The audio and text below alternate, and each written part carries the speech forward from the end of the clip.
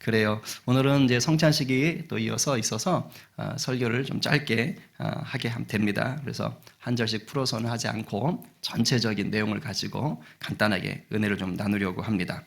우리 성령께 붙들림 받으셔서 정말 말씀이 우리 심령을 뜨겁게 해주시기를 또 간절히 축복합니다. 아멘이에요.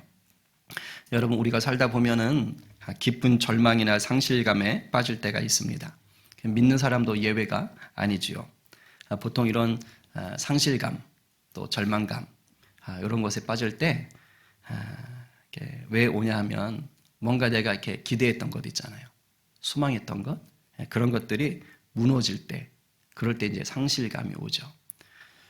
예를 들면 이건 뭐 누가 봐도 당연히 합격할 줄 알았던 시험, 이건 뭐 너무 쉬워서 사람들이 야, 너 정도면 다 합격할 수 있어 라고 하는 건데 거기서 떨어졌을 때 그때 정말 상실감이 클 수 있습니다. 그리고 정말 추호도 의심하지 않았던 가족이나 친구에게 배신을 당하는 경우가 있어요. 보통 배신이 그렇게 오더라고요. 그러면 그때 느끼는 그 상실감, 그 아픔, 그 절망은 말로 닿을 수가 없습니다. 또 가장 우리 인생의 큰 상실감이라면 내가 의지하고 기대하던 가족을 갑자기 잃게 되었을 때, 그때 오는 상실감과 그 슬픔은 정말 이루 말할 수가 없지요. 우리 성도들도 보면 그런 것들을 이렇게 겪으면서 참 힘들어하는 것들을 봅니다. 근데 이렇게 우리가 살면서 절망이나 슬픔, 상실감들이 막 쓰나미처럼 밀려오잖아요. 그러면 신앙이 참 좋아 보였는데 그런 분도 휘청거리고 무너질 때가 있어요.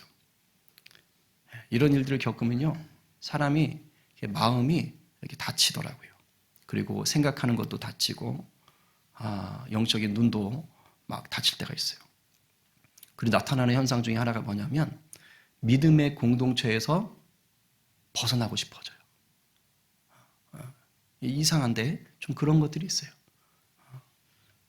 이게 그 사람이 악해서가 아닙니다. 죄를 지어서가 아니에요. 낙심해서 그래요. 너무 낙심하니까 모든 게 다 닫혀버리는 거예요. 그러니까 믿음의 공동체 가운데도 나가고 싶은 마음도 없어지는 것이죠. 오늘 본문에 나오는 이 엠마오로 가는 두 제자가 딱 그런 케이스입니다. 이 두 사람은 예수님의 12제자의 그룹엔 들지 않았습니다. 아마도 예수님이 70명의 전도대를 보낼 때 아마 그 일원이었던가, 아니면 이제 오순절 성령의 역사가 일어날 때 그 다락방에 120명의 신도가 있지 않습니까? 아마 그들 중에 속했던 그런 부류일 수 있었어요. 근데 예수님 부활하시던 날입니다. 예수님 부활하시던 날에 이 둘이서 예루살렘에서 25리, 쉽게 말하면 11km 정도, 11km 정도 떨어진 엠마오라는 마을로 걸어가고 있는 거예요. 걸어가고. 근데 지금 이 두 제자의 마음이 몹시 슬픕니다. 아주 깊은 상실감에 빠져 있는 거예요. 왜냐? 그 두 사람은 예수님께 걸었던 기대가 엄청났습니다. 근데 예수님께 걸었던 기대가 다 산산조각이 난 거예요. 무너졌습니다. 이 두 사람 생각에 예수님은 이스라엘을 로마에서 구원해 주실, 로마에서 독립시켜 주실 그런 정치적 군사적인 구원자로 믿었던 거예요. 그도 그럴 만한 것이 예수님이 베푸신 기적을 보니까 보통이 아니야. 죽은 자를 살리질 않나, 귀신을 내쫓질 않나, 오병이어의 기적을 일으키질 않나. 그리고 말씀을 하시는데 보통 권위가 있는 게 아니에요. 그러니까 저분이면 됐다. 저분은 확실하다. 저분은 정말 우리를, 이스라엘을 독립시켜줄 그런 다윗의 후손 왕이시다. 이런 생각을 했습니다. 그런데 사흘 전에 이스라엘 종교 지도자들한테 붙잡혀서 결국은 십자가에 못 박혀서 죽고 마신 거예요. 그걸 본 거예요. 그러니까 그냥 하늘이 무너지고 땅이 꺼지는, 그래서 망연자실해버리는 그런 상태입니다. 붙들고 있던 소망이 갑자기 훅 사라진 거예요. 그래서 마음도 눈도 귀도 다 닫혀버렸어. 그러니까 어떻게 돼요? 나 이제 예루살렘에 있고 싶지 않아. 이런 상황이 되는 거예요.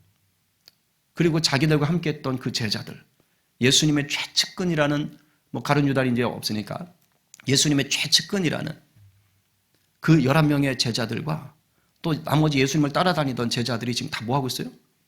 무서워서 도망가 숨어 있는 거예요. 이 사람들도 거기 있다 오는 거예요, 지금.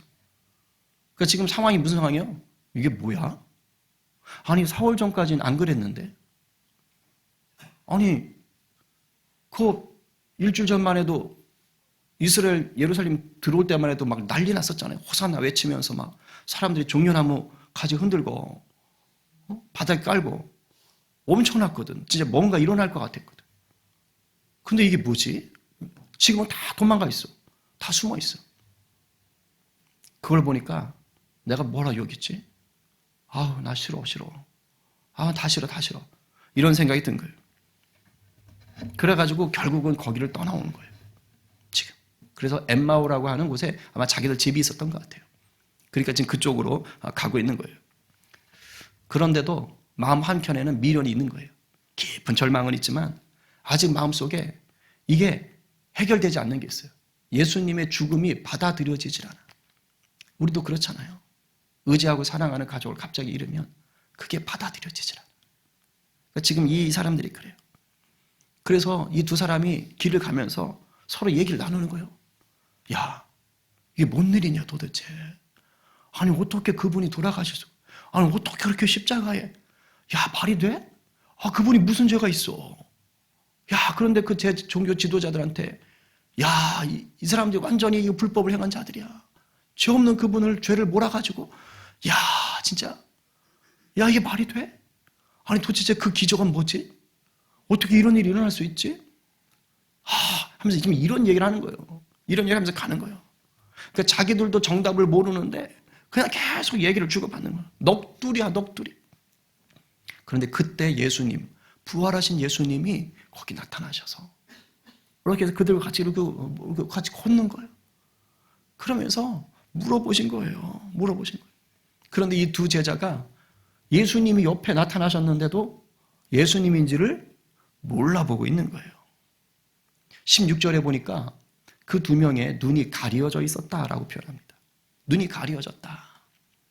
사실 예수님의 부활하신 몸을 금방 알아보지 못했다고 성경에는 기록이 되어 있어요. 예를 들어서 막달라 마리아, 무덤에 찾아갔을 때 예수님 못 봤잖아요. 나중에 만나거든요. 그런데 동산직인 줄 알아요. 동산 지키는 아저씨인 줄 알아요. 그러니까 부활하신 예수님의 몸을 보는 순간 잘 모르는 거예요. 그리고 그 갈릴리 바다에서 이제 낙향해가지고 고기 잡던 베드로와 그 제자들, 예수님 저 바닷가에, 갈릴리 호숫가 바닷가에 서 계셨을 때 그 어슴푸름한 그 새벽에 봤는데도 못 알아봐요. 그러니까 딱 부활하신 몸을 바로 알기 쉽지 않은 것 같기도 해요. 하긴 그래요. 우리 이기훈 집사님 위 절제 수술 한 다음에 우리야 뭐 보던 얼굴이니까. 근데 저 결혼식 초대받아가지고 예전 교회에 있던 분 갔는데 자기를 초대해 주신 분도 자기를 못 알아보더래. 그렇게 친하게 지냈던 분인데 자기를 초대해 주신 분도 자기를 못 알아보더래. 그러니까 부활의 몸이 되면 이게 과연 어떨까? 그러니까 여러분 지금 이 땅에서의 모습 때문에 스트레스 받지 마시기 바랍니다. 부활이 되면 다 몰라봐. 다 몰라볼 정도로 놀랍게 변할 수가 있는 거예요. 그런데 오늘 이 맥락을 보니까 이건 아마도 그런 것 같아요. 부활하신 예수님이어서 못 알아봤다기보다는 맥락상 상실감이 너무 크니까 그래서 눈이 가려져서 눈이 닫혀버려서 볼 수가 없는 거예요. 어떤 학자는 뭐 이렇게 성령께서 눈을 가려놓으셨다. 뭐 이런 얘기도 하더라고요. 근데 뭐 저 같은 경우는 마음이 너무 묶이니까 제대로 못 보는 것이죠. 그런 경우들이 인간이 있어요. 정말 저도 경험해 보면 너무 마음에 슬픔이 있거나 답답함이 있잖아요. 그러면 눈앞에 보이는 게 제대로 정확하게 들어오지 않을 때가 있지요. 그래서 예수님 물었어요. 도대체 무슨 얘기를 그렇게 해? 예수님 다 알면서, 다 자기 얘기하는 거 알면서 도대체 무슨 얘기를 그렇게 해? 그래 물었더니 그 사람들이 이제 글로바라는 친구가 있는데 얘기하는 거예요. 슬픔에 가득 차가지고 수심이 가득한 얼굴로 보아하니 저쪽에서 오는 거 보니까 예루살렘에서 오시는구만. 아니 예루살렘에서 오시는 것 같은데 어떻게 지금 이 얘기를 몰라요? 아니 지금 예루살렘이 다 뒤집어졌어요. 예수라는 사람이 죽어가지고. 아니 어떻게 그걸 당신만 모를까? 아니 그럴 수가 있나? 이러면서 지금 맞받아쳐서 얘기를 하는 거예요. 그러면서 왜 자기들이 낙심했는지를 말을 해준 거예요. 종교 지도자들한테 붙잡혀가지고 이렇게 해서 이래가지고 빌라도한테 재판을 받고 빌라도는 뭐 살려주려고 했던 것 같기도 하다는데 그런데 결국은 죽었다.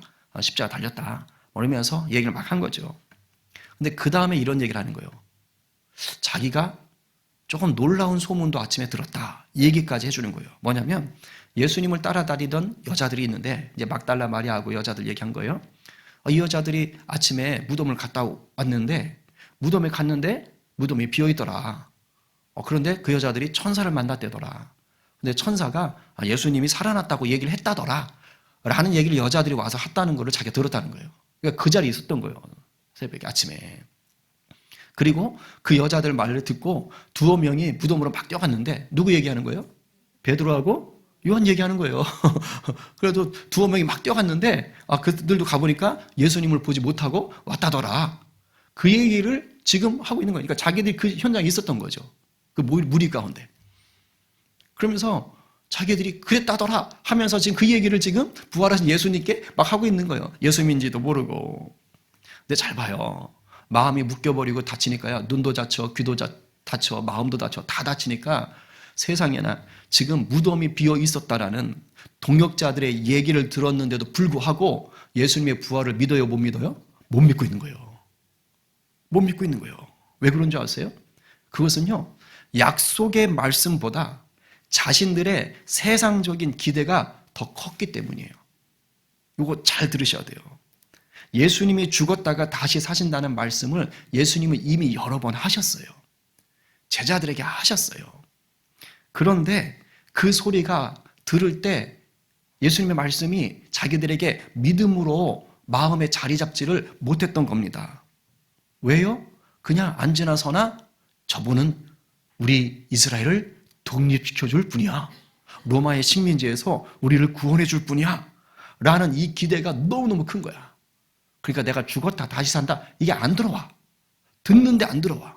왜 우리도 있잖아요. 막 이렇게 유튜브 같은 거 보고 있는데 여기 그냥 집중해 있으면 엄마 아빠랑 누가 친구가 얘기하는데 안 들어오잖아. 그럼 엄마 아빠가 너 지금 내 얘기 듣는 거야 뭐야? 막 이렇게 혼날 때가 없나? 그런 데가 있단 말이야. 그죠? 있어요. 그러니까 지금 이 사람들은 그냥 예수님의 기적만 보여. 그래서 언제 로마를 무찌를 것인가. 이러니까 말씀이 안 들어왔던 거예요. 예수님의 말씀과 기적을 다 얻다가 묶어버렸어요.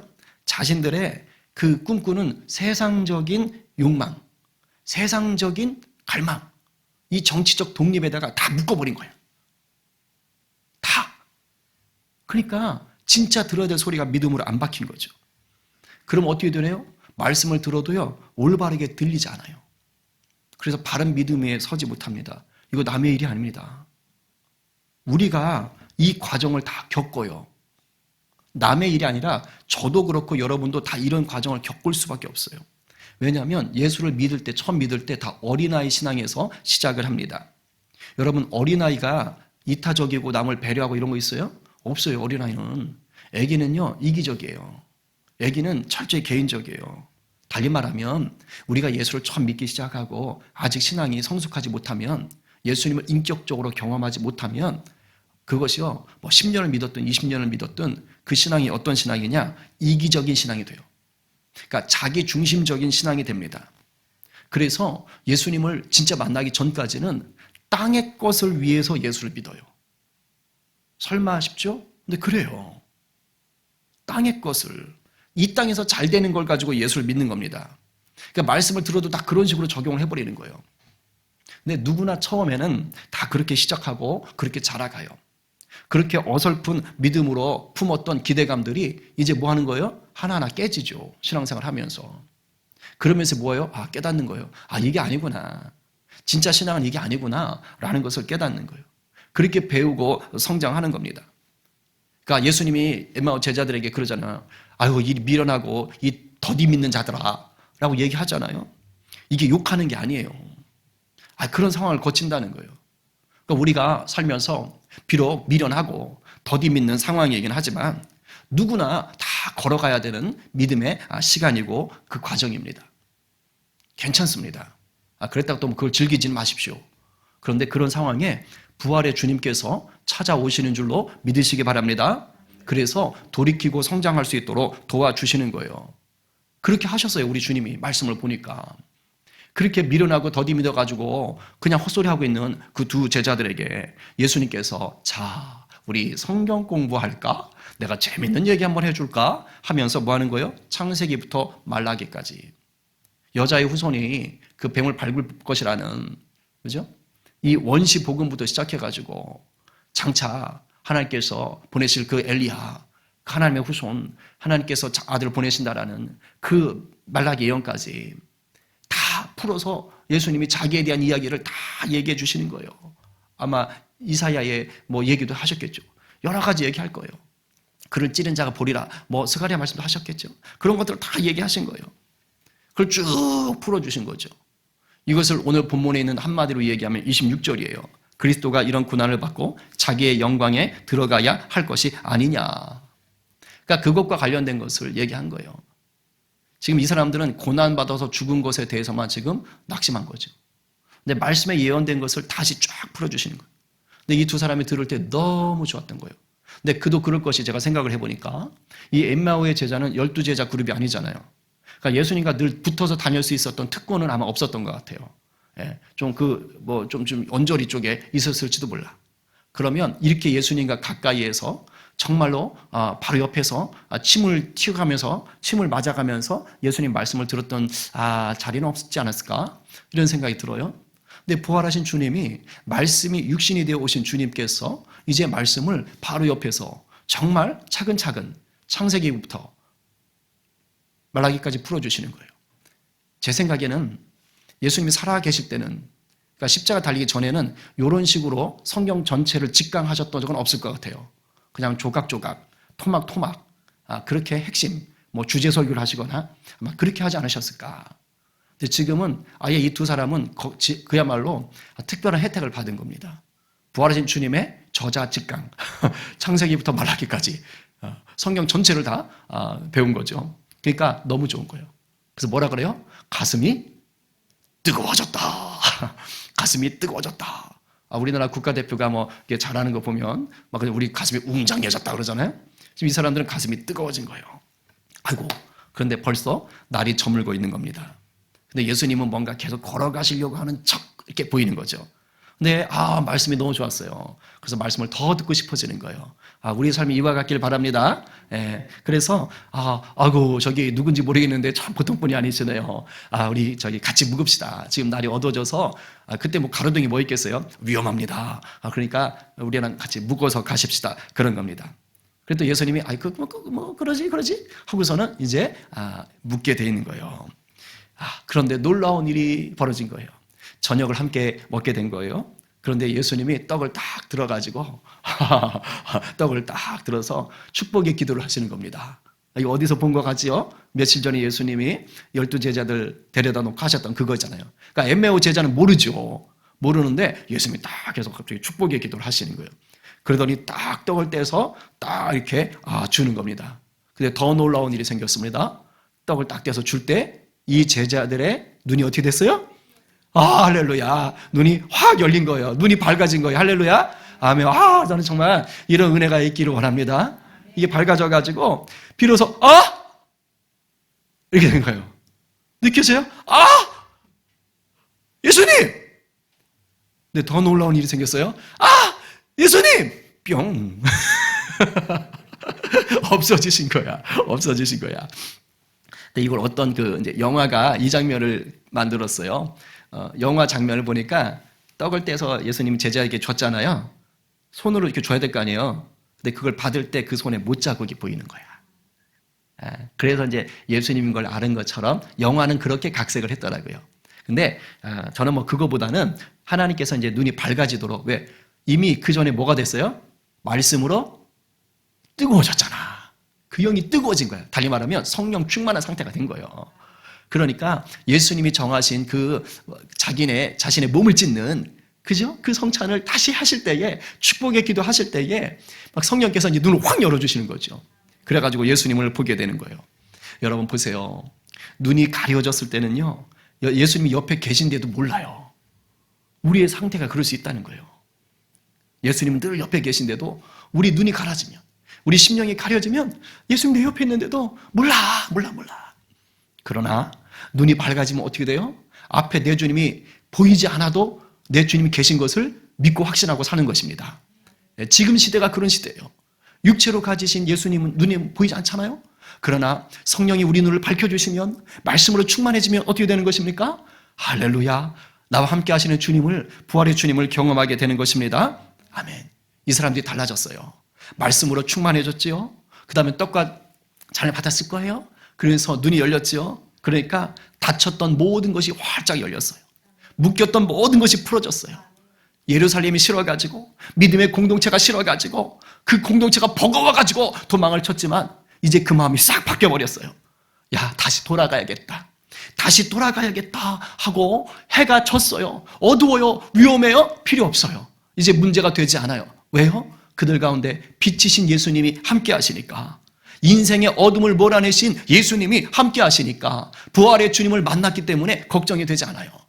그러니까 예루살렘으로 달려가는 것입니다. 여러분, 부활은요, 죄의 싹신 사망을 굴복시킨 하나님의 능력입니다. 아멘이요. 그래서 우리가 예수를 믿어 구원을 받는다는 것은요, 단순히 십자가의 죄사함만 말하는 것이 아닙니다. 예수님은 십자가에서 내 죄 대신 죽으신 거예요. 십자가는 그거예요. 내 죄 대신 죽었다예요. 죄의 삭은 사망인데 그 사망을 내 대신 감당한 거예요. 거기서 끝나면 절대 안 돼요. 부활을 통해서 내 죄의 삭신 사망을 이긴 것까지를 포함하셔야 돼요. 그래야 내가 사망 권세를 이긴 자로 들어갈 수가 있는 것입니다. 아멘? 아멘이에요. 그래서 구원은 곧 부활의 주님을 나의 왕, 나의 주님으로 섬기는 것입니다. 이것은 우리의 영적인 존재가 절망에서 기쁨으로 바뀌었다라는 것을 의미하는 것입니다. 할렐루야, 아멘이요. 그러니까 내가 예수를 믿었다, 구원받았다라는 것은 나의 영적인 존재가 이제는 절망에 갇혀있는 자가 아니다. 나는 사망 권세를 이기신 예수 그리스도로 말미암아서 기쁨의 존재로 바뀌었다라는 것이에요. 이것이 신앙의 출발점이자 이것이 우리 육신의 몸을 가진 신앙의 마지막 결승선인 것입니다. 그때까지가 우리 절망을 기쁨으로 바꾸신 주님과 함께하는 시간인 것입니다. 그런데 이 인생의 그 시간 속에 뭐가 있어요? 절망할 일들이 계속 오는 거예요. 우리가 달려가지만, 뛰어가지만 가끔가다 넘어질 수도 있고, 그죠? 경쟁자가 지나가가지고서는 실망할 수도 있고, 그런 일들이 일어나는 것입니다. 쉽게 말하면 여러 가지 유혹과 여러 가지 고난에 우리의 삶이 휘청거리고 넘어지고 하는 거예요. 그러나 우리 주님이 그때 뭐 하는 거예요? 옆에서 같이 뛰는 거죠. 뭔 얘기해? 그래? 그러면 또 뭐 하는 거예요? 우리를 불쌍히 여기셔서 다시 말씀으로 깨닫게 하시고 위로하시고, 때로는 자신의 살과 피를 먹여서 힘을 주시는 거예요. 오늘 하게 될 성찬이 바로 그런 시간인 줄로 믿으시기 바랍니다. 주님의 살과 피를 기억하는 우리에게 오늘 성령께서 떡과 잔을 통해서 우리에게 영생을, 부활을, 능력을, 기쁨을 먹이시는 시간인 것입니다. 비록 우리 인생길이 때로는 슬픔과 상실감에 눌려서 믿음이 흔들릴 때도 있지만은, 그때 주님 손이 우리를 토닥여 주시고 오히려 우리를 성장하게 하시는 것입니다. 제가 오늘 말씀을 준비하다가 문득 시 한 편이 떠올랐어요. 도종환 시인의 흔들리며 피는 꽃이라는 시가 있는데, 그 중에 1년이 이렇게 돼 있어요. 흔들리지 않고 피는 꽃이 어디 있으랴. 이 세상 그 어떤 아름다운 꽃들도 다 흔들리면서 피었나니, 흔들리면서 줄기를 곧게 세웠나니, 흔들리지 않고 가는 사랑이 어디 있으랴. 저는 이것이 꼭 부활의 주님과 함께하는 그런 우리 인생길 같다는 생각이 들었습니다. 여러분, 우리 주님의 부활은 화려한 꽃길을 지나서 찾아온 것이 아닙니다. 우리 주님의 부활은 찔리고 찢긴 피투성이 십자가 죽음을 지나서 찾아왔습니다. 성도가 누리는 예수님의 부활도 이와 같습니다. 흔들리며 피는 꽃입니다. 오늘의 삶이 고단하고 부활의 기쁨이 손에 잡히지 않아서 혹시 속상하고 마음에 애통함이 있는 심령이 계십니까? 지금 여러분 옆에 우리 부활의 주님이 함께 하십니다. 애통한 마음은 다 주님께 쏟아놓으세요. 엠마오 제자들처럼 다 쏟아놓으세요. 그러면 말씀이신 우리 주님이 들으시고 위로해 주십니다. 그러니 용기를 내셔서 주님의 떡과 잔에 참여하시기 바랍니다. 눈을 열어 보게 하실 것을 기대하시며 힘을 내시기 바랍니다. 오늘 누가 절망에 잠겨 엠마오로 가는 우리를 찾아오셔서 닫힌 눈을 열고 부활을 보게 하시는 우리 주님을 구하시겠습니까? 오늘 누가 말씀으로 먹이시며 차가워진 가슴을 뜨겁게 하실 우리 주님을 기대하며 떡과 잔에 담대히 참여하시겠습니까? 오늘 말씀에 아멘으로 화답하며 주님의 부활을 나의 부활로 살기로 결단하는 우리 모두가 되시기를 간절히 축원합니다. 아멘.